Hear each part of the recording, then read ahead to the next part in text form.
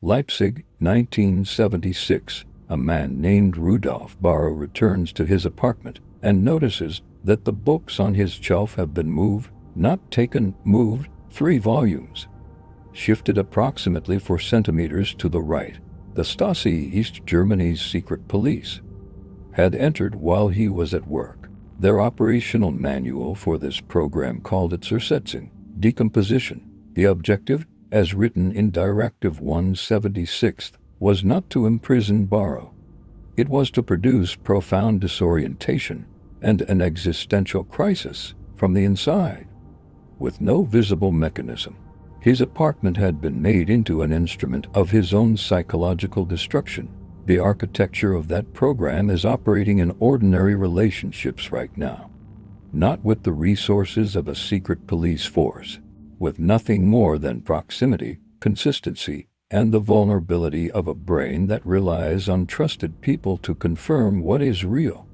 I am going to show you the 3 mechanisms that make systematic reality distortion possible, the neurological structure it targets, the process by which it dismantles epistemic function, and the threshold beyond which a person's ability to verify perception is no longer intact.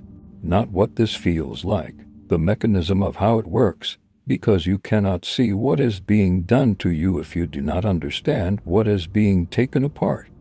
These mechanisms have been documented in Soviet programs, mapped by Leon Festinger's research, and operationalized in Stasi directives, decoded in Robert J. Lifton's 1961 study of Chinese thought reform programs at Harvard Medical School.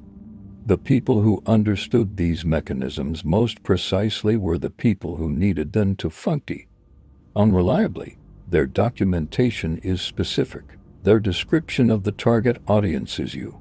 The first mechanism: the brain does not verify reality independently, it verifies it socially, which means the verification system can be captured. In 1951, Solomon Asch at Swarthmore College ran experiments asking subjects to identify which of 3 lines matched a reference line. The answer was visually obvious. The correct line was clearly longer or shorter. But the subject was placed in a room with Confederates who all gave the same wrong answer. In 37% of trials, subjects agreed with the group's incorrect assessment, contradicting the direct evidence of their own perception. This is usually where the story ends. When this experiment gets cited, it should not end there. In 2005, Gregory Burns at Emory University replicated Asch-type scenarios while subjects were inside an fMRI scanner.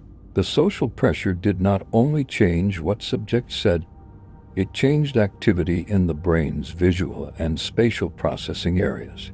The subjects who conformed were not lying about what they saw. They were at the level of neural processing, seeing differently. The social signal had entered the perceptual apparatus itself, not downstream of perception. During it, the brain evolved in environments where the collective perceptual consensus of the group was more reliable than individual perception in isolation. Social reality checking is not a failure of critical thinking, it is a feature of cognition. It works by integrating external input, particularly from trusted sources, directly into the perception process before the output is finalized. When a trusted person persistently contradicts your perception, your brain does not simply reject their input and return to your original reading. It runs a threat assessment. Is my perception reliable? Is theirs? What is the cost of error if I am wrong? That moment in an argument when your memory feels suddenly less certain because the other person's certainty is so absolute, that is not weakness. That is the architecture running the precise function it was designed to run. It has been given the wrong input. It does not know that yet.